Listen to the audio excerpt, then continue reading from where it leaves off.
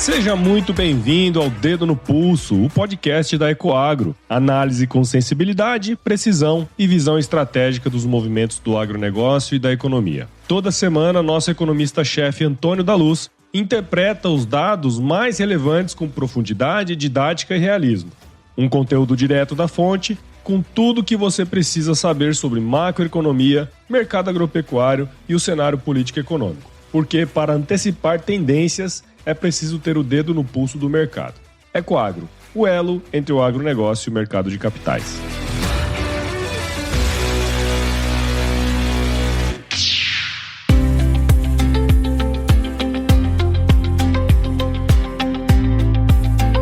Olá, investidores! Olá, pessoal do agronegócio! Que bom tê-los conosco também nessa semana, que começa em junho, no dia 29 de junho, e vai até o dia 5 de julho de 2026. Portanto, esse é o nosso último dedo no pulso do primeiro semestre do ano de 2026. Embora seja na transição, né? A partir de 1º de julho, nós já temos um novo semestre e este é, portanto, justamente o dedo no pulso da virada do semestre. Pessoal, sejam todos muito bem-vindos ao Dedo no Pulso, Panorama Macroeconômico e Agronegócio, que é um oferecimento da Ecoagro, a maior securitizadora do agro do Brasil. Nessa semana que passou, pessoal, nós tivemos a ata do Copom e também o relatório de política monetária, divulgado pelo Banco Central. E nós tivemos mais lenha na fogueira da decisão do Copom de reduzir os juros. E eu vou trazer aqui para o Dedo no Pulso esse debate, essa discussão, porque quem está aqui precisa ficar informado no detalhe das tendências do que está acontecendo com a inflação, do que está acontecendo com juros, ter uma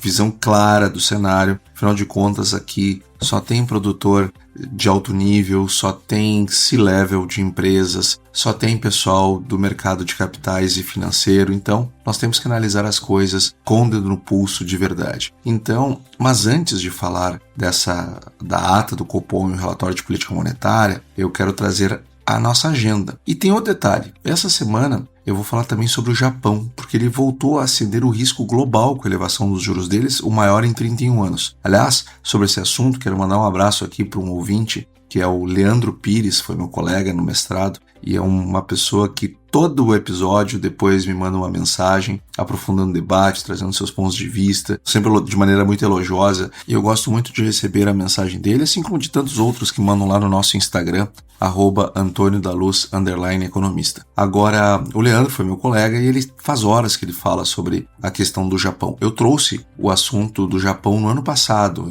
em agosto do ano passado, quando nós tivemos um grande problema, eu trouxe o assunto. E depois ele ficou em stand-by, agora ele merece de novo ser tratado e nós vamos trazê-lo.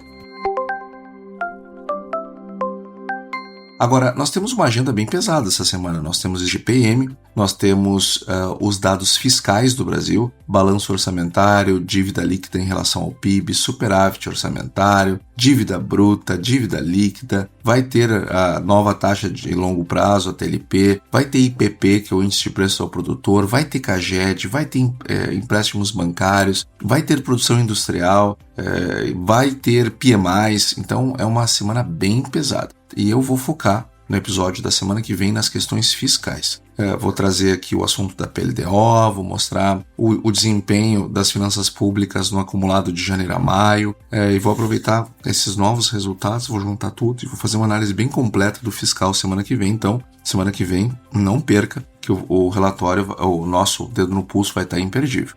Lá nos Estados Unidos nós temos as ofertas de emprego JOLTS, nós temos PMIs, nós vamos ter o payroll, que é um dos indicadores mais importantes do mundo, que mede o balanço entre pessoas admitidas e demitidas na economia americana. Vamos ter pedidos contínuos e iniciais de seguro-desemprego e a taxa de desemprego por lá. Lá na China nós vamos ter os PMIs e na zona do euro nós vamos acompanhar a inflação, que vai sair lá o CPI deles. Então, pessoal, sem mais delongas, eu quero começar falando da atividade brasileira. Afinal de contas, tivemos a confiança do consumidor que é uma proxy do consumo das famílias, ficou estável em junho em relação a maio, em patamares baixos, o que demonstra a manutenção da desaceleração econômica, sobretudo no setor de varejo, comércio e a taxa de desemprego no Brasil, quem está aqui no dedo no pulso, zero, absolutamente zero surpresa. Tivemos a segunda queda consecutiva, fatores sazonais pesando bastante. Agora estamos com uma taxa de desemprego de 5,6% no Brasil, uma taxa baixíssima, sem dúvida. Agora, do ponto de vista monetário, nós tivemos o dado do IPCA 15. O IPCA 15 que veio forte de novo,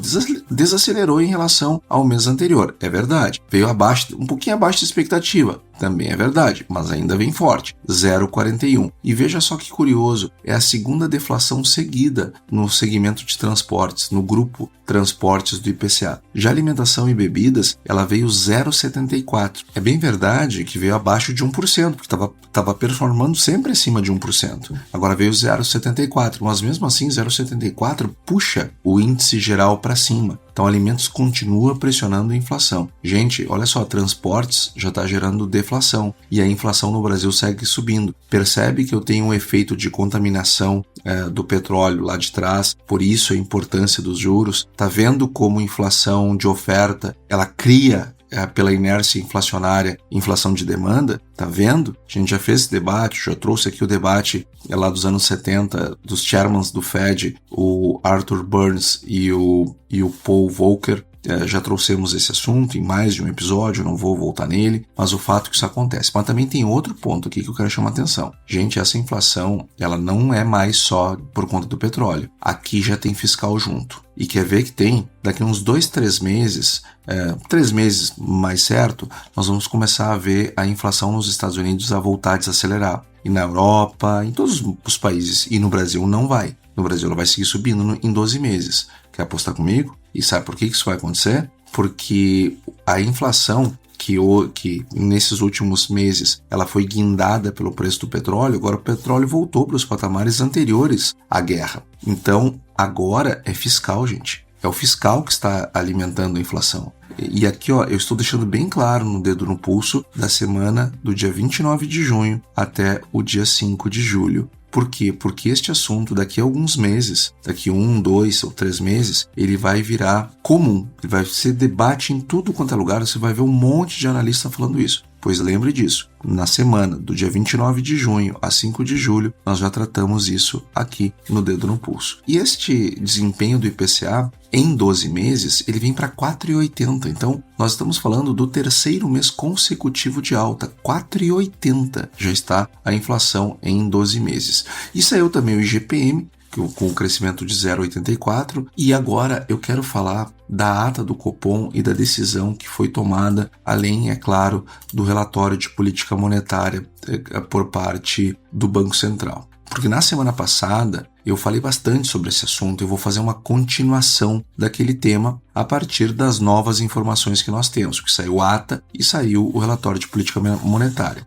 E eu tinha trazido aqui na semana passada o que aconteceu na curva de juros. Lembra que eu falei que tinha formado uma córcova e que isso era um claro sinal de que o mercado não concordava com a decisão, tanto é que passou a esperar queda no curtíssimo prazo e elevação, daqui a um ano a Selic estar maior do que está hoje? Pois muito bem, quando o Copom cortou a Selic de 14,50 para 14,25 no dia 17 de junho, a ponta longa ela se abriu e daí desenhou aquela curva, né, de córcova, né? E que cai no curto prazo, sobe no médio e no longo prazo. E eu disse que essa figura ela é uma assinatura do afrouxamento prematuro. E o mercado aceita o corte de hoje, mas ele não concorda, ele se recusa a precificar um juro baixo lá na frente. E um corte, quando é bem feito, toda a curva cai. E não foi o caso.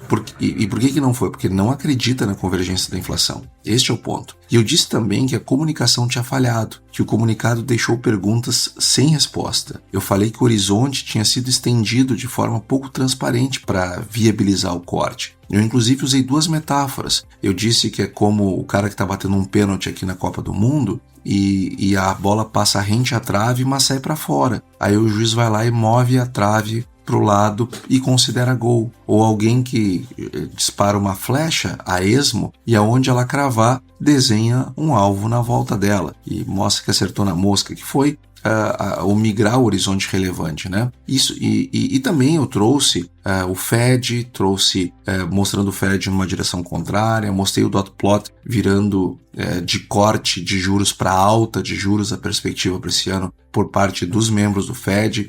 Quem não ouviu semana passada, vai lá e volta, está bem rico sobre esse assunto. E no dia 23 de junho, agora já na semana passada, saiu a ata. E no dia 25 saiu o relatório de política monetária. E no mesmo dia 25, o presidente Gabriel Galípolo, ele se sentou na frente da imprensa para apresentar o relatório. E ele disse algumas coisas que valem muito a pena nós examinarmos aqui no Dedo no Pulso. Então hoje, nosso episódio ele vai para onde o anterior não foi. Nós vamos repetir o diagnóstico da curva, não tem o que você já sabe, lógico, mas vamos ler a ata linha a linha do que é importante você saber. E nós vamos mergulhar no relatório de política monetária, que é o documento mais denso e mais revelador que o Banco Central publica. Esse, sem dúvida, é o mais denso e mais revelador, é o mais importante deles. E nós vamos examinar o que o presidente Gabriel Galípolo disse, o que ele escolheu não dizer, também nós vamos analisar. E onde, na minha opinião, ele tropeçou na própria contradição. E nós vamos fechar discutindo o que esperar para agosto, na próxima decisão de política monetária,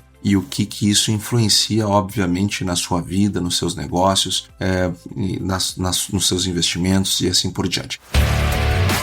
Ecoagro, o elo entre o agronegócio e o mercado de capitais.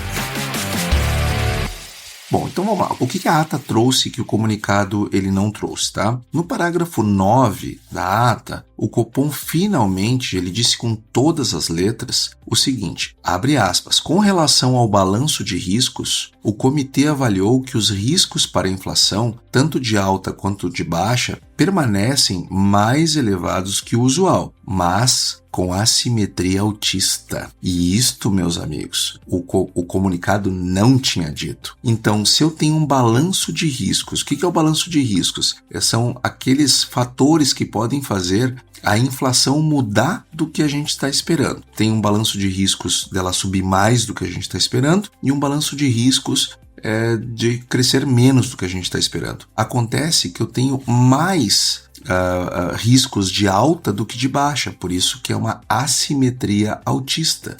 E por que o comunicado omitiu isso? Porque seria mais uma pergunta, como é que você opta por reduzir juros com balanço assimétrico altista? Não se faz isso. Assimetria altista significa dizer que eu tenho 4 riscos de alta e 3 de baixa. Quer dizer que os riscos estão inclinados para uma inflação maior e não para uma inflação menor. E por que isso não estava no comunicado? Isso foi perguntado para o presidente Galípolo. E ele disse 2 dias depois que o Copom considerou a simetria óbvia. 4 contra 3, qualquer um veria, foi o que ele disse. Mas tem um problema. Na reunião anterior, ele mesmo havia dito que não basta contar riscos para inferir a simetria. Então é uma contradição. E o mercado não esqueceu o que ele disse. Então, afinal de contas, presidente Galípolo, é óbvio ou não é óbvio? Quando que o senhor está sendo mais preciso? Segundo ponto, a confissão sobre as expectativas está lá ainda no parágrafo 9, porque a ata traz a frase que pesou muito no mercado. Vamos lá, abre aspas, a principal conclusão compartilhada por todos os membros do comitê foi a de que, em um ambiente de expectativas desancoradas, como é o caso do atual, exige-se uma restrição monetária maior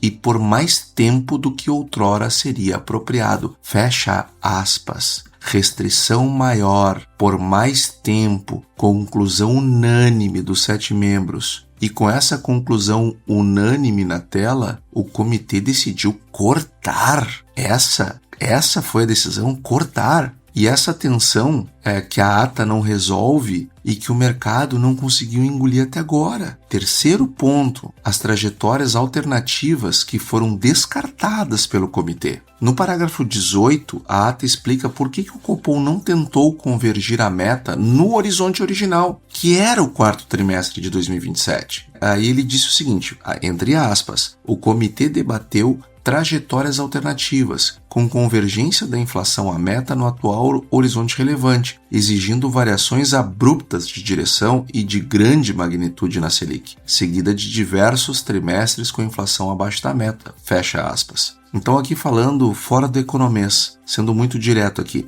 para trazer a inflação à meta, no prazo original, o Banco Central teria que subir os juros de forma abrupta. Depois a inflação ficaria muito abaixo da meta por vários trimestres, o que também é problemático. Mas é lógico que também é problemático. Mas só que eu também tenho que entender o seguinte, o Banco Central está aqui comprovando o porquê que ele moveu o horizonte relevante. A explicação ela não satisfaz de forma alguma, isso não é motivo para mudar o horizonte relevante. 4 ponto, o stop and go, porque lá no parágrafo 20, o Copom revela que estava na cabeça do comitê como trajetória adequada. Abre aspas. Essas trajetórias contemplavam cenários com combinações de diferentes momentos de pausa e retomada do ciclo de calibração, com a inflação convergindo para a meta no primeiro trimestre de 2028, fecha aspas. Então veja, o que é esse stop and go? O ciclo vai pausar, retomar, pausar de novo, retomar de novo e assim por diante. E a inflação só chega na meta no primeiro trimestre de 2028, 1 ano e meio depois do horizonte original. Então nós estamos falando, para um operador de mercado, essa frase é ao mesmo tempo ela é esclarecedora, do racional, do porquê, mas ao mesmo tempo ela é frustrante. Ela é esclarecedora porque finalmente explica a lógica deles, mas é frustrante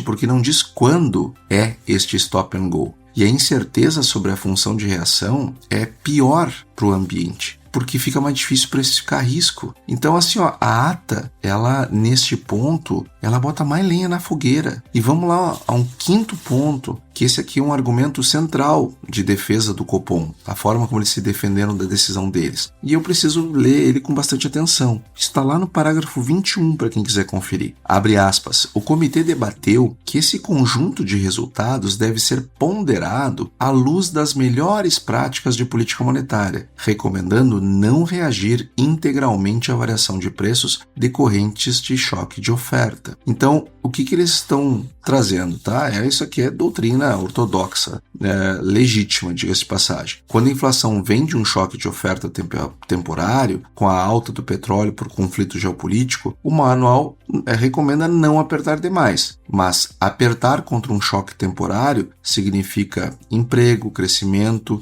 sem colher uma desinflação razoável, porque o choque ele vai se dissipar sozinho. O problema, então, esse é o racional deles, tá? Assim eles se defenderam. Agora, por outro lado, esse argumento é um só. Ele funciona quando as expectativas elas estão ancoradas. Ou seja, se eu estou com a inflação no presente desancorando, subindo, tá? A inflação está subindo por causa de um choque de oferta, mas as expectativas estão ancoradas, aí eu concordo com o Banco Central. Aí eu concordo com o Copom. Agora, quando o mercado acredita que o Banco Central vai voltar à meta depois que o choque passar, você pode não reagir ao choque sem perder credibilidade. Então, o que eu quero dizer com isso? Se eu tenho uma inflação subindo agora, mas a expectativa está desancorada e desancorando, baixar juro perde credibilidade. Mas o próprio Copom acabou de confessar aqui no parágrafo anterior que as expectativas estão desancoradas. E para o horizonte de 2028, tem mais essa. E quando as expectativas elas estão soltas, choques de oferta ganham componentes de segunda ordem. Os agentes repassam mais, pedem mais reajuste, porque não confiam que o choque vai ser temporário. E aí, o argumento do choque de oferta se vira contra quem usa. E é uma contradição interna que a ata não enfrenta este problema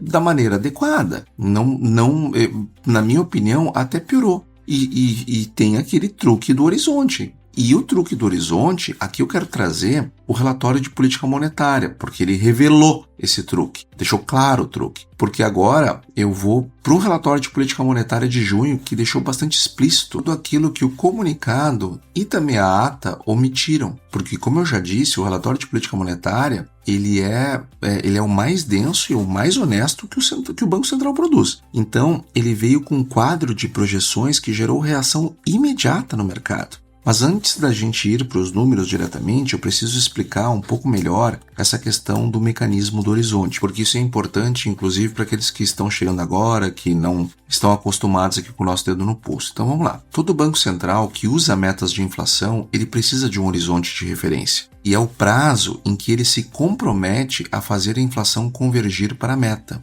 Esse horizonte ele existe porque a política monetária ela tem uma defasagem longa. Uma vez até eu fiz um estudo usando decomposição de variâncias, mostrando que uma decisão do Copom, ela leva entre 9 e 12 meses para se integralizar na economia, a depender de alguns outros fatores que tornam a economia mais ou menos elástica. Então, esse horizonte, ele existe porque a política monetária, ela dá um tiro hoje e colhe o resultado lá na frente. Então, a Selic que você mexe hoje, ela só vai aparecer lá no IPCA lá entre 9 e 12 meses, mais ou menos. Então, o Banco Central precisa olhar para frente e não para hoje. Eu estou dizendo o início do ajuste, tá? Porque, na verdade, o horizonte relevante é sempre maior do que 9 a 12 meses. Eu estou dizendo que o efeito da Selic a gente vai sentir de 9 a 12 meses. Mas o horizonte relevante, que daí eu vou acumular sucessivas decisões, ele é de 12 a 18 meses. Isso é o normal. Então, o Banco Central precisa olhar para frente, não para hoje. O horizonte relevante do Copom, ele costuma ficar entre 6 e 8 trimestres à frente, mais ou menos. E na reunião de abril, era o quarto trimestre de 27, e a projeção era 13,5 para esse horizonte. Na reunião de junho, antes de qualquer ajuste, a projeção para esse mesmo quarto trimestre de 2027 havia piorado. Ou seja, o horizonte das expectativas que o Banco Central estava apurando, que é o quarto trimestre de 27, piorou de 13,5 para 3,7. É 0,2 pontos percentuais acima do que estava. Então, o cenário se deteriorou. E aí o Copom fez uma manobra, estendeu o horizonte para o primeiro trimestre de 28. Por que isso muda a conta? Porque no primeiro trimestre de 28, a projeção é 3,2, bem mais próxima da meta de 3. E bem melhor que os 3,7 do horizonte relevante anterior, que tinha sido piorado. Então, ao saltar o horizonte relevante das expectativas, o Banco Central apresenta um número de projeção que parece razoável e que justifica o corte. Mas ele está movendo a trave. Aí, para não ficar só eu, vou trazer aqui uma colega, a economista Silvia Ludmer, do Endbank. Ela foi direta, ela falou na CNN Brasil. Ela falou entre aspas, tá? Que o Banco Central deu uma roubadinha. Se eu ficar olhando cada vez mais para frente, vai melhorando, mas não deveria dar. Não podia dar essa roubadinha. O Beto Sadia, da Nomos, usou o seguinte termo, entre aspas, descasamento pontual do horizonte, que o argumento que o Banco Central usou, essa extensão como uma solução para esta reunião poder justificar a queda, e não como uma mudança estrutural da filosofia do trabalho. E o relatório de política monetária, ele confirmou o tamanho real do problema, porque a tabela trimestral completa de projeções, que a ata havia deixado incompleta, mostra que o IPCA só se estabiliza em 3,1 no terceiro trimestre de 2028, não no primeiro. A inflação fica fora da meta até o terceiro trimestre de 28. É isso que está apontando o relatório de política monetária do Banco Central, não é meu. Quem está dizendo que a gente só vem para a meta, mesmo com uma Selic desse tamanho, no terceiro trimestre de 2028, não sou eu, não são os meus colegas, é o relatório de política monetária do próprio Banco Central. Então este é um ponto importante. E aí então o Goldman Sachs leu o relatório de política monetária com um ceticismo. O Alberto Ramos, diretor de pesquisa para a América Latina, ele escreveu que o documento representa um foco excessivo em projeções para um 2028 muito distante e muito incerto. E ainda acrescentou que, para preservar a credibilidade acumulada nos últimos 2 anos, o Copom deveria considerar interromper essa normalização. E o Goldman Sachs ele parou de projetar corte para agosto. Ele elevou, inclusive, a estimativa de Selic terminal de 13,25, que era o número que ele estava trabalhando, para 14%. Então, e tem um outro ponto, gente, que ninguém está discutindo, tá? Olha, eu revirei as notícias, eu não vi ninguém discutir. E foi um ponto que mais me chamou a atenção no relatório de política monetária. Isso aqui é o seguinte, além das projeções centrais, o relatório ele traz um box metodológico que raramente recebe a atenção que merece. E ele é a análise de riscos de inflação e atividade econômica, é o nome desse box. E é baseado em regressões quantílicas, que é uma ferramenta estatística que não olha só o valor médio esperado, mas ele olha toda a distribuição de probabilidade dos resultados possíveis. Então aqui traduzindo para o português, tá? Em vez de dizer a inflação vai ser 3,7%, essa análise ela diz o seguinte: qual a probabilidade da inflação ser 5%, ser 6% ou ser 2%? Então ela enxerga as caudas de risco e os cenários que não são o central, mas que podem acontecer. E ela precifica o risco disso acontecer. E os números são bem reveladores, porque no cenário base, sem choque adicional, a probabilidade do IPCA superar o teto da meta de 4,5% em 2026 é de 79%. 79%, gente, é quase 80%. Em 2027 ainda é 28%. E em 2028 é 16%. Então o próprio Banco Central está dizendo que com uma chance de quase 80% a inflação vai romper o teto da meta nesse ano. E para o ano que vem, o 28% de chance de romper o teto da meta é muito elevado. É um enorme de um risco pelo tempo que falta ainda chegar a 2027. Então, eu quero trazer aqui alguns cenários de estresse. O primeiro, ele simula a demanda interna mais aquecida, ou seja, eu tenho um hiato do produto mais positivo do que o projetado. O que é o hiato do produto? É a diferença entre o que o PIB de fato está operando e a nossa capacidade de gerar esse PIB. Então, quando eu estou com um hiato do produto positivo, significa que eu estou produzindo acima da capacidade. Para isso eu preciso ter mais investimentos para ajeitar esse hiato para poder botar oferta nessa jogada. E por que isso está acontecendo, tá? Esse ato do produto mais positivo, ele pode acontecer se os estímulos fiscais forem maiores ou se a atividade surpreender novamente. Então vejam, o Banco Central está preocupado com os estímulos fiscais, porque está botando na matriz de risco dele. E nesse cenário, a probabilidade do IPCA acima do teto em abril de 2027, ele sobe de 38% para 52% nesse cenário de estresse. Então, gente, eu estou num cenário, se eu tiver um cenário mais estressado, com hiato do produto mais positivo e com estímulos fiscais maiores, eu tenho mais da metade da probabilidade de estourar o teto da meta no que vem. E eu pergunto para vocês, esse não é um ano eleitoral? Você acha que o governo vai baixar a bola esse ano, justamente nesse ano, depois das barbaridades que fez até aqui? Bom, no podcast da semana que vem, no Dedo no Pulso semana que vem, eu vou falar sobre fiscal. E aí você tira a sua conclusão, mas eu quero que você lembre disso aqui. No cenário de estresse, o qual os estímulos fiscais passam a ser maiores, eu tenho um risco de 52% do IPCA ficar acima do teto da meta no ano que vem. No ano que vem, gente. Então vejam como isso é sinalizador de Selic alta por bastante tempo. O segundo cenário de estresse, ele combina uma demanda aquecida com um choque externo de custos. Então o petróleo voltar a subir, essa trégua no Estreito de Hormuz não funciona, volta a trancar o estreito, nós importarmos uma inflação mais forte. Bom, aí eu tenho uma probabilidade de IPCA acima do teto de 76%. Eu vou dizer que eu acho pouco provável, neste momento, esta matriz de risco, esse conjunto de riscos acontecerem. Agora, o fiscal ser pior do que o mercado está trabalhando, mas isso me parece um risco iminente, que coloca nas contas do Banco Central um risco de IPCA acima do teto da meta no ano que vem de 52%. Então, o relatório de política monetária, para mim, é a pancada mais forte que foi dada na própria decisão do Copom.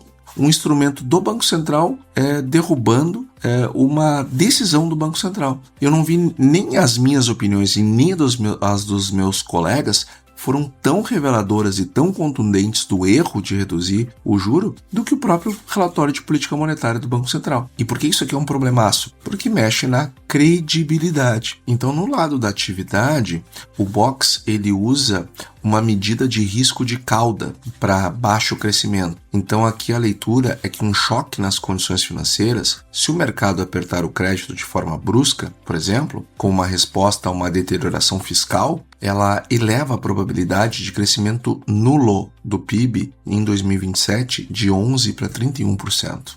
Então, gente, é um risco de cauda?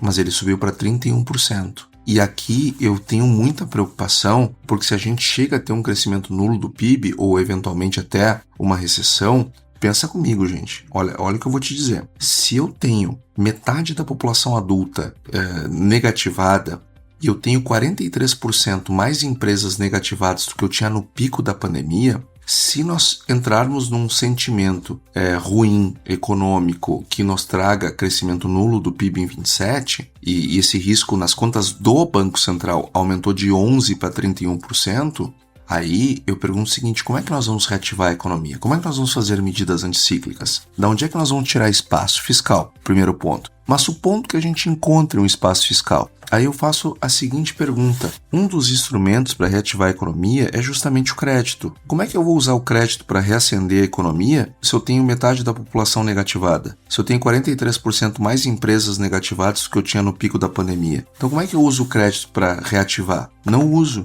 Aí a chance de uma recuperação em V, ela cai bastante. E aí eu fico dependendo de uma recuperação em U, ou seja, uma recessão mais longa e mais duradoura do que essas que nós vivemos desde que esse milênio começou. Então, no cenário base, o risco de crescimento zero em 2012, ele é alto. E com um choque de condições financeiras, ele sobe para 31. E isto, olha que nem é uma contração profunda, mas é uma desaceleração bem séria, do tipo aquela que fecha resultado no vermelho. Então, o ponto que o Banco Central está mostrando com esses números do relatório é que os riscos são assimétricos sim. Para a inflação, o risco maior está para cima e não para baixo. E para a atividade, um choque financeiro pode puxar para baixo e com força. E esse é o balanço que o Copom tinha na mão quando decidiu cortar. Então, tem ainda um outro dado sobre o mercado de trabalho, que não aparece nos comunicados, mas que o relatório de política monetária ele traz de maneira incômoda. Ele diz que o rendimento real habitual, o salário real, corrigido pela inflação, subiu 5,4% em 12 meses até abril. Então eu estou falando que é 5,4% acima da inflação. Isso é crescimento de renda real e robusto. O problema não é que os trabalhadores estejam ganhando mais, muito pelo contrário. O problema é que esse crescimento de renda está acima do crescimento da produtividade do trabalho. E nós estamos com o hiato do produto positivo. Então quando a renda cresce mais do que a produtividade e num ambiente de hiato positivo, a pressão inflacionária ela vem por dentro. Ela vem através dos custos de produção e pelo poder de compra que alimenta a demanda. Então a inflação de serviços, que já está em quase 6% em 12 meses, ela responde diretamente a esse vetor. Então isso não é uma coisa que vai acontecer, isso já está acontecendo. Então, e tem um indicador da indústria, que é o NUSI, que mede a utilização da capacidade instalada da indústria. Ela estava em 83% em maio, acima da média histórica de 80%. Com a economia usando mais do que a média da sua capacidade, qualquer choque de demanda adicional, seja por estímulo fiscal, seja pelo crédito, vai para o preço e não para a quantidade. As pessoas não aumentam a sua cesta de consumo, elas não aumentam o seu bem-estar mesmo recebendo mais, porque a inflação termina comendo esse ganho dele. Então os estímulos fiscais, eles são muito preocupantes. O relatório de política monetária deixa isso muito claro. E o fiscal, ele sem dúvida, na opinião deles, é um nó estrutural. Porque não dá para fechar esse episódio sem falar do fiscal. Eu vou falar mais semana que vem, mas eu tenho que dizer que o Copom sempre fala de fiscal. Agora, ele tem falado mais com cuidado, mas a ata dessa reunião ela foi direta, como raramente ela tem sido. No parágrafo 8, o Copom repetiu, e essa repetição ela não é acidental, ela é um claro sinal de incômodo. Abre aspas, o esmorecimento no esforço de reformas estruturais e disciplina fiscal, o aumento de crédito direcionado e as incertezas sobre a estabilização da dívida pública têm o potencial de elevar a taxa neutra da economia. E taxa de juros neutra é um conceito central que precisa ficar claro. Quem está aqui no Dedo no Pulso toda semana sabe. Mas para quem está chegando agora, a taxa neutra é o juro que não estimula e nem desestimula a economia. É o juro de equilíbrio. O Banco Central, ele usa 5% ao ano em termos reais como referência. Então a inflação mais 5 é o juro neutro. Se o fiscal piora, a percepção de risco sobe e a taxa neutra se eleva. Quando a neutra sobe, o mesmo nível nominal de Selic ele vira menos restritivo do que parecia. Então aí para manter o grau de restrição necessário, o Banco Central precisa ou subir a Selic nominal ou abrir mão de eficácia. Então, esse é um mecanismo pelo qual o fiscal deteriorado força o Banco Central a trabalhar com juros mais altos do que seriam necessários num ambiente fiscal saudável. Isso aqui, gente, não tem nada de ideologia, isso aqui é teoria econômica, é a mecânica da política monetária. Então, enquanto não ajustar o fiscal, nós vamos continuar com juro alto. E veja, nós estamos com juros altos, pessoal, desde o final de 2022. A gente tem juros acima de... aliás, nós temos juros de 2 dígitos, que são juros altíssimos. Não é economia que aguente. Gente, 23... todo, 24 todo, 25 todo e 26 até agora, com juro de 2 dígitos. Isto é resultado do fiscal. O que mais falta para quem duvida disso acreditar, ver com seus próprios olhos, desde que nós aprovamos a PEC da transição, mudamos o regime de teto dos gastos para o arcabouço fiscal, não cumprimos as regras frouxas do arcabouço, ainda foram pedir socorro no STF para tirar precatórios da conta do primário. Enfim, foi colocado um monte de sujeira debaixo do tapete e nem assim foi cumprido. Isto é o grande motivo que temos juro de 2 dígitos. E os números do fiscal no relatório de política monetária, eles deixam essa preocupação deles muito clara, porque o resultado primário do governo central no primeiro quadrimestre, ele foi de um superávit de apenas 9 bilhões, contra 69 bilhões no mesmo período do ano passado. Então essa é uma diferença bastante expressiva, que mostra que o fiscal está deteriorando. E parte dessa situação ela é explicada pela mudança do calendário de precatórios, mas não toda.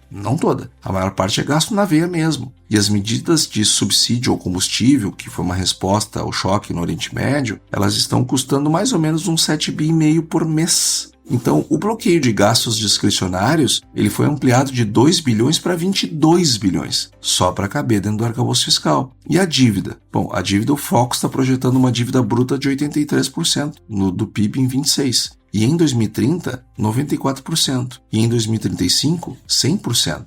Lá em 2035. Mas, pela metodologia internacional do FMI, nós vamos atingir 100% no ano que vem. E o mais revelador, porém, ele não é nem o número, mas a percepção das pessoas. Porque no questionário pré-Copom, que inclusive eu respondi, o Banco Central envia para as casas que participam do Boletim Focus, e a maioria dos respondentes avaliou que a situação fiscal piorou desde a reunião anterior. E essa deterioração mais acentuada, ela foi captada na edição de junho, coincidindo com as medidas de subsídio. Então o mercado viu o fiscal ficando cada vez pior. E mesmo assim, o que o Copom fez? Cortou. Então, não combina a decisão com o que foi feito.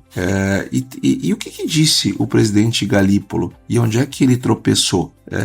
Lá na quinta-feira da semana passada, quando o presidente Galípolo apresentou o relatório de política monetária, e foi 1 hora mais ou menos de perguntas bem difíceis às quais ele foi submetido, mas aqui também tem um detalhe, né? Por que ele foi submetido a perguntas difíceis? Porque a decisão foi questionável. E aqui nós temos um ponto muito ruim. Só o questionamento já é ruim do ponto de vista da credibilidade. E um Banco Central sem credibilidade é juro alto. E o presidente do Banco Central, ele disse algumas questões que a gente precisa destrinchar um pouco melhor. E eu não estou dizendo aqui que ele perdeu credibilidade, tá? Eu estou dizendo que ter que se explicar é uma forma, você gasta credibilidade. Esse é o meu ponto.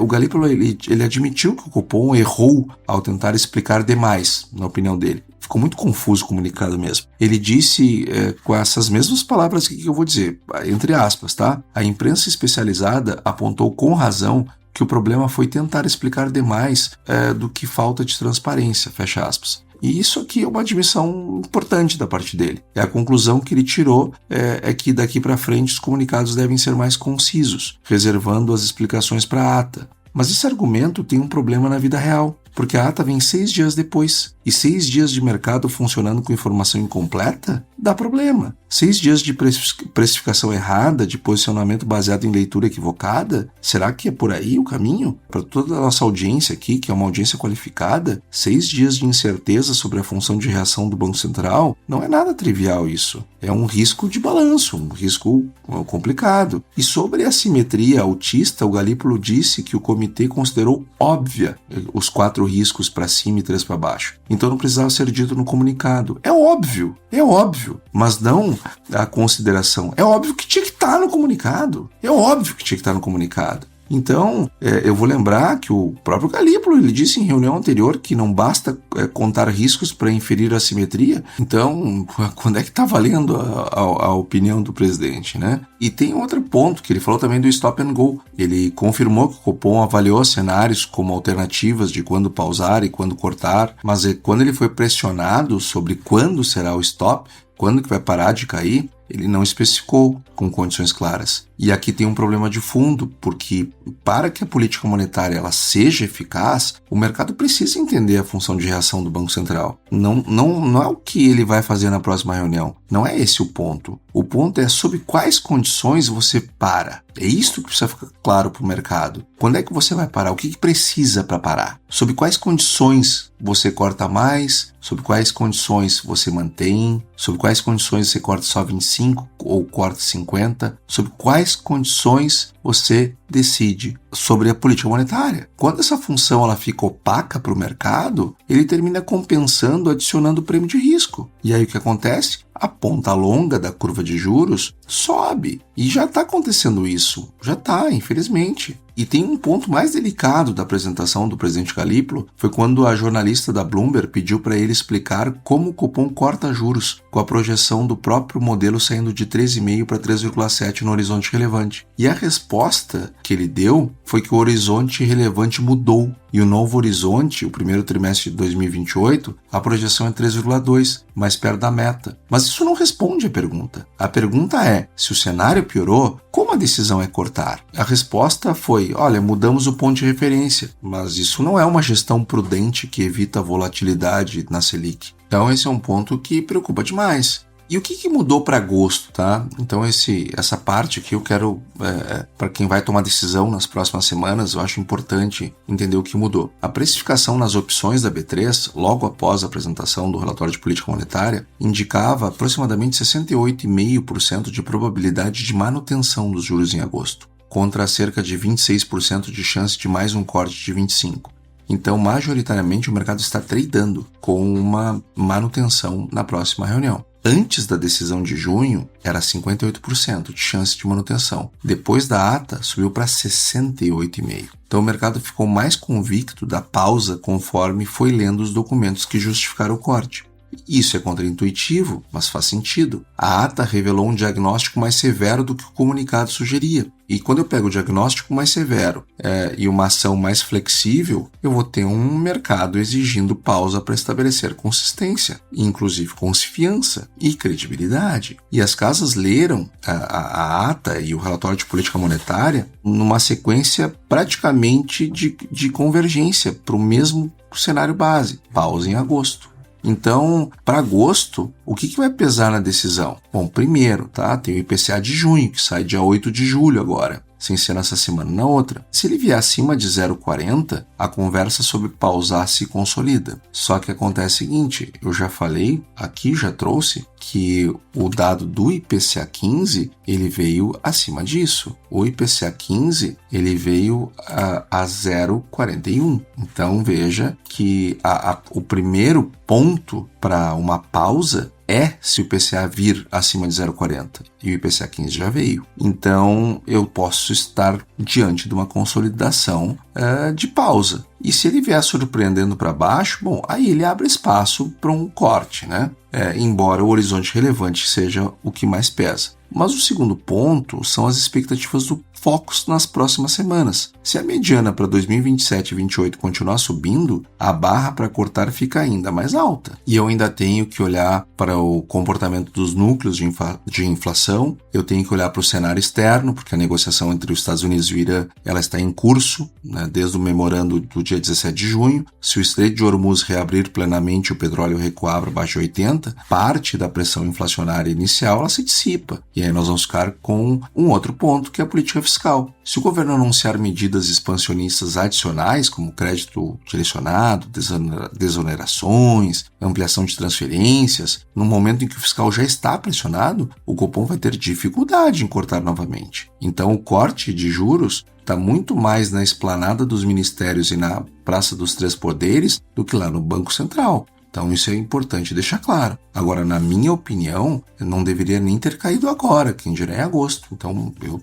eu entendo que o correto é manter os juros. Não que eu goste, tá? Quero deixar isso bem claro. Eu detesto a ideia de manter os juros, porque isso está machucando muito a nossa economia. Mas o que nós vamos fazer?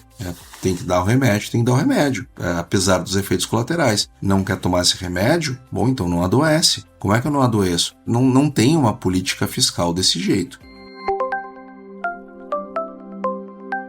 Pessoal, eu quero falar agora sobre o Japão, porque o Japão também ele merece um olhar nosso aqui por conta dessa preocupação toda que há em relação aos juros lá no Japão. Existe um risco muito grande rondando os mercados, de novo, que é o risco Japão. Eu quero que você entenda que os juros lá, eles são de 1%.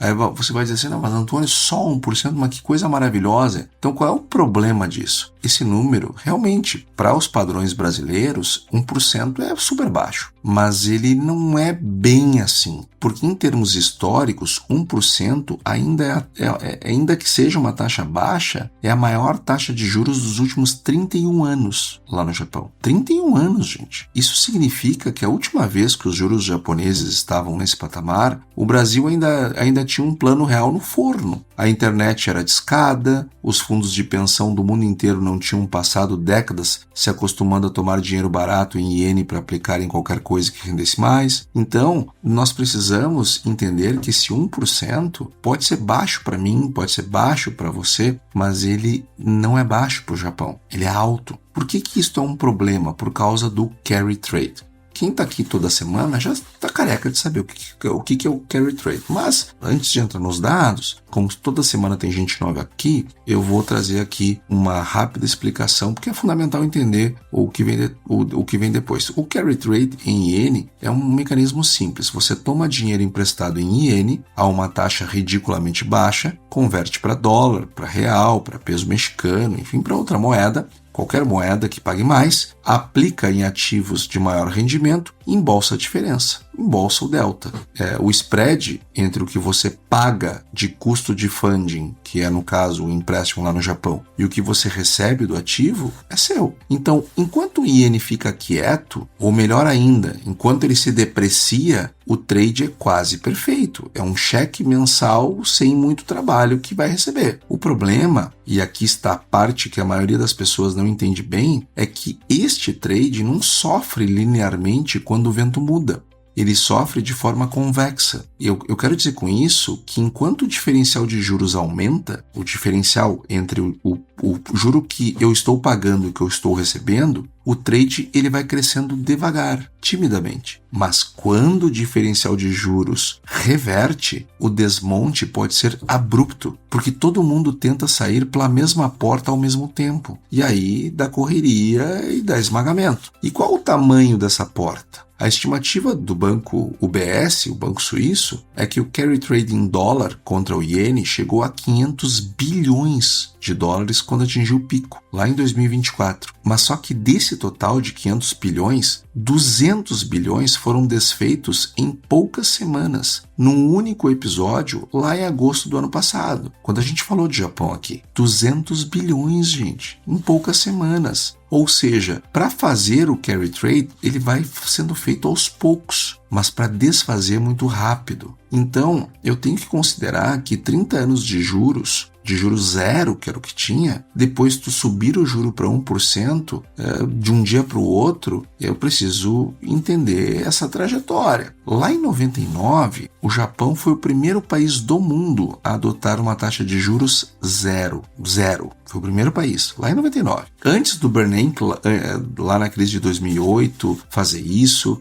Antes de tudo isso, a resposta para a deflação crônica e para os bancos destruídos pela bolha dos anos 80 foi radicalizar na política monetária. Então o Japão foi lá e baixou para zero. Outra coisa que talvez você não saiba, o QE, que é o Quantitative Easing, que é quando um banco central, uma autoridade monetária, compra títulos públicos em poder da população, porque com isso eu faço uma expansão monetária, porque eu estou tirando papéis das mãos das pessoas e botando dinheiro na mão das pessoas, consequentemente eu incentivo o consumo. Isto quem fez pela primeira vez foi o BOJ, foi o Banco Central japonês, lá em 2001. Então essa política, que é bastante usada pelo Fed, que o Kevin Warsh detesta e já disse que vai acabar com ela, isso não foi inventado pelo Fed, isso foi inventado pelos japoneses, lá em 2001. E em 2016, eles chegaram ao impensável. Em 2016, eles tiveram taxa negativa de 0,1. Então imagina, você pagava para deixar dinheiro parado no Banco Central japonês. Olha só que loucura. Durante todo esse período, o iene se tornou a moeda de funding favorita no mundo. Então virou uma espécie de pressuposto.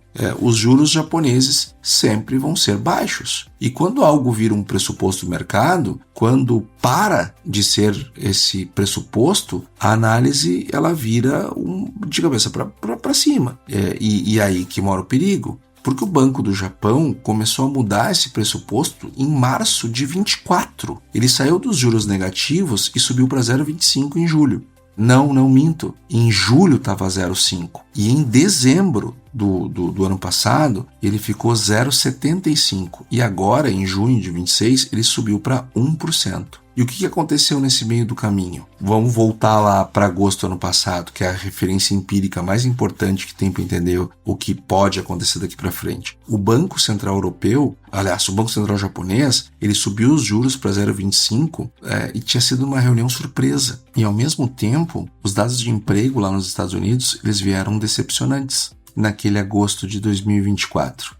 E qual foi qual foi o resultado disso? Em dias, o diferencial de juros esperado entre os Estados Unidos e o Japão, ele encolheu. E o que aconteceu no mercado? O Nikkei, que é a bolsa japonesa, sabe quanto é que ele caiu? 20%. Em questão de dias, caiu 20% a bolsa japonesa. O S&P 500 cedeu 5%. O Bitcoin caiu 15%. Então, veja o estrago que vai acontecendo em outros fatores. E por que o S&P caiu se o problema era japonês? Porque o carry trade em iene não é um trade isolado. Isso precisa ficar claro, porque ele é um funding de várias outras posições. Então vamos lá, quem estava vendido em iene frequentemente estava comprado em tecnologia americana, por exemplo. Estava comprado em cripto, estava comprado em moedas de emergentes, que tem alto carry trade.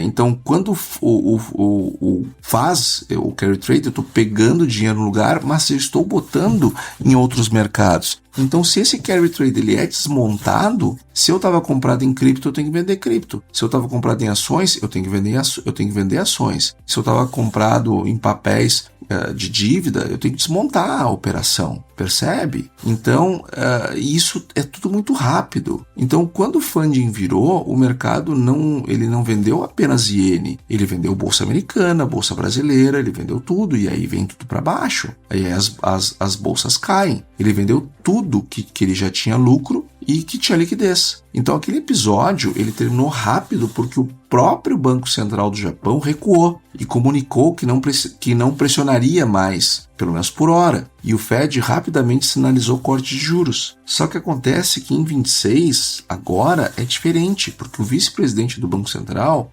ele foi ao parlamento japonês essa semana que passou e ele disse explicitamente que um atraso na resposta poderia levar à concretização dos riscos.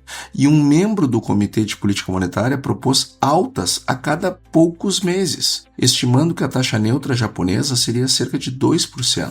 Então, nós não temos nenhum recuo que esteja sendo sinalizado, como aconteceu lá em 2024. Pelo contrário. E como é que isso se espalha pelo mundo? Eu tenho 4 canais de transmissão, pelo menos. O primeiro é o câmbio. O iene pode seguir fraco por um tempo, mas o diferencial entre a taxa americana e a japonesa ainda é de quase 3 pontos percentuais. Mas quanto mais o mercado aposta nesse iene fraco, maior o potencial de reversão violenta se houver qualquer surpresa. Segundo ponto, a renda fixa global é outra que pode ser mexida no caso de uma reversão, porque o Japão, sabe quanto que ele tem de ativos externos líquidos? 3,5 trilhões de dólares em ativos externos líquidos. Tudo de investidores japoneses, seguradoras, fundos de pensão, bancos, enfim. E eles são historicamente grandes compradores de treasuries americanos. Então, quando o retorno doméstico melhora, parte dessa demanda pode diminuir, porque os prêmios de prazo mais longos, eles vão subindo globalmente. Então veja, se os japoneses são grandes compradores de treasuries americanos e tem gente se endividando em iene para comprar título americano, para pegar esse spread, no momento que o dinheiro volta para o Japão, percebe que eu tenho uma super oferta de treasuries americanos? Isso pode dar um monte de problema,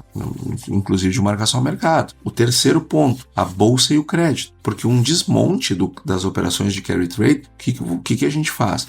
Vende-se o que é líquido, vende-se o que é caro e o que é lucrativo. E o que nós temos no mundo hoje nessas características? As big techs americanas, os semicondutores, o crédito privado e as bolsas de uma maneira geral, com grande capital de capital estrangeiro, com grande participação de capital estrangeiro, sofrem muito mais. Então vejam, já está se falando em bolha das big techs, enfim, imagina uma reversão disso. Quanto dinheiro eu tiro da bolsa americana, da Nasdaq, de gente comprado nessas ações? Eu posso ter, isso pode ser o estopim de algo mais sério. É isso que me preocupa.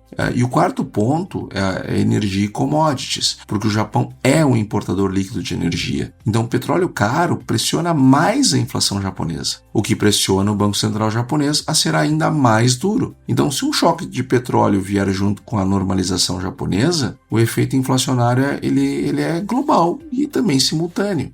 E o Brasil, como é que ele fica no meio disso tudo?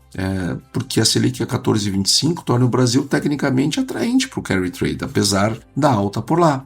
O diferencial frente ao dólar ainda é muito grande e o real tem sido relativamente sustentado por esse carry trade. Mas existe um ponto que precisa ficar claro para você que está aqui conosco. A Selic alta, ela protege realmente, mas ela não imuniza, porque num episódio moderado de volatilidade japonesa, o Brasil atravessa com algum desconforto, porque o câmbio oscila, o DI longo abre um pouco mais, a bolsa cai em ativos que já estão com um beta mais alto e também acompanhando os mercados americanos. E um episódio mais severo, o iene se apreciando forte, por exemplo, as posições desmontando em escala global, com o investidor saindo do risco, esse investidor estrangeiro ele não olha só para o carry da Selic, ele vai ter um olhar sobre toda a liquidez, ele vai olhar para o fiscal, ele vai olhar para risco político aqui no Brasil, ele vai olhar para a curva longa, ele vai olhar para tudo. Então esse investidor estrangeiro que sai com a velocidade que ele entra, e como nós sabemos já estão saindo, essa curva brasileira, a curva longa, né, ela não está nada folgada. Os vértices lá de 29 a 32 estão carregando um prêmio de 14,5%, que é um sinal que o mercado já precifica um risco fiscal persistente aqui no Brasil. E para o agronegócio, o que a gente pode imaginar, né? Eu tenho um certo hedge natural, porque se o dólar sobe, a receita em reais também sobe. O problema é que um estresse global severo, muitas variáveis, elas mudam ao mesmo tempo. Então o câmbio pode subir, mas os preços das commodities em dólar tendem a cair junto com a aversão ao risco.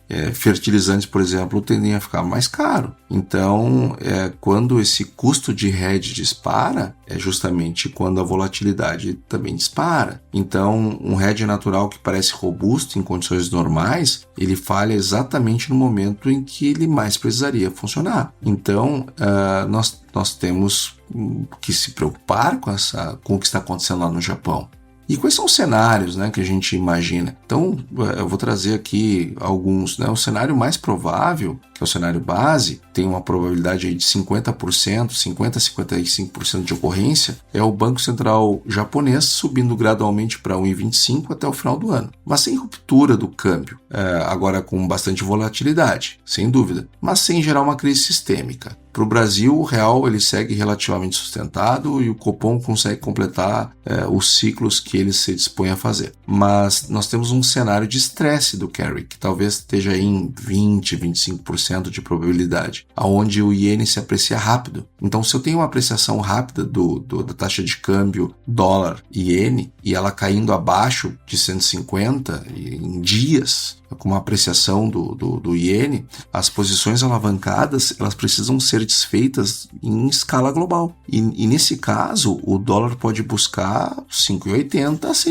a 6 reais. E aí o DI longo, ele pode abrir uns 50, 80 pontos base lá na curva do DI, na ponta mais longa. E aí não tem como o Copom cortar juros, aí ele é obrigado a pausar os cortes. E tem o cenário que me preocupa mais, que é ter uma estagflação global, onde o petróleo sobe ao mesmo tempo que o Fed e o Banco Central japonês ficam mais duros. Isto pode acontecer, porque tem uma guerra ainda em curso. Então, câmbio, inflação e curva pressionados simultaneamente, é o Copom tendo que subir juros de novo, gente. Infelizmente, a realidade é essa. Então, o mercado ele passou décadas tratando o Japão como juro zero, como se isso fosse um fato da natureza. Mas isso não é e nem nunca foi. Era uma política monetária em resposta a uma situação específica. E se essa situação está mudando, nós temos que mudar o olhar para o Japão, porque o risco do Japão ele não é nenhum apocalipse, mas é uma desalavancagem. E desalavancagem raramente avisa onde vai bater primeiro. Então, tem que ter muito cuidado. Não é à toa aí que grandes gurus que são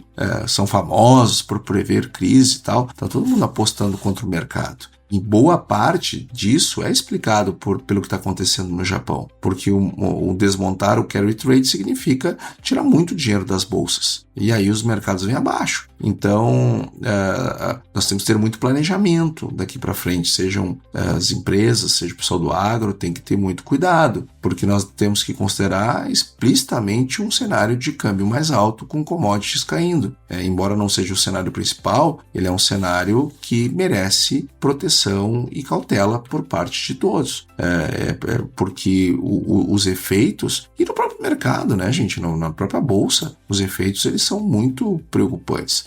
E nós tivemos lá nos Estados Unidos, já que estamos falando nele, o PCE, que é um dos mais importantes indicadores de inflação, que mede a inflação ao nível das despesas de consumo pessoal dos americanos, e é um indicador super usado pelo Fed para decidir juros, subiu para o segundo mês seguido, 0,45 foi a leitura de maio, e em 12 meses está acumulado em 4,07, consolidando a elevação, na minha opinião. Isso consolida o aumento de juros lá nos Estados Unidos e aumenta bastante as chances dessa alta ser já na próxima reunião. Embora não esteja, a maioria não pense assim, mas aumenta bastante as chances. E o DXY, com tudo isso, não para de subir, já está em 101. E a taxa de câmbio aqui no Brasil subiu mais ainda, fechou a semana em 5,17 e segue subindo. E o petróleo caiu para o período pré-guerra.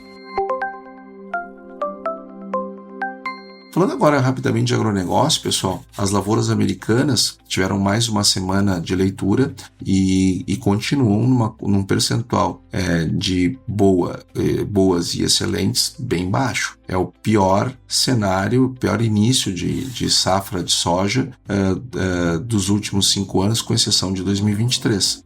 O milho, segundo a safra, segue sendo colhido, e falando em milho lá nos Estados Unidos também, é o pior início de lavoura de milho, de acordo com o Crop Progress, desde 2023. É o pior dos últimos 5 anos, com exceção de 2023. E falando de preços, o preço da soja subiu bastante essa semana, principalmente quinta-feira, está $11,55 o bushel da soja lá em Chicago, e a alta aqui no Brasil foi bem significativa. No Porto de Santos, a soja bateu R$138 nesta semana. É o melhor preço desde que começamos a colher a soja, é o melhor preço. Então, R$ 138. Olha aí a soja subindo, gente, nos portos. E a soja para agosto também está mantendo R$ 138. Nós estamos com prêmios em alta nessa semana. O prêmio para setembro ele oscilou entre 130 e 135 cents por bushel nos portos brasileiros, então o que é muito bom. O preço do milho em Chicago se manteve, teve uma leve alta, fechou, 440 cents por bushel, e o preço do milho em Campinas teve uma ligeira alta, 63,27, mas ainda continua numa tendência de queda. O algodão caiu mais à medida que avança a colheita, 406 centavos por libra-peso, e o preço do etanol ficou estável essa semana, R$ 2,24, enquanto o açúcar caiu mais um pouco, $17,91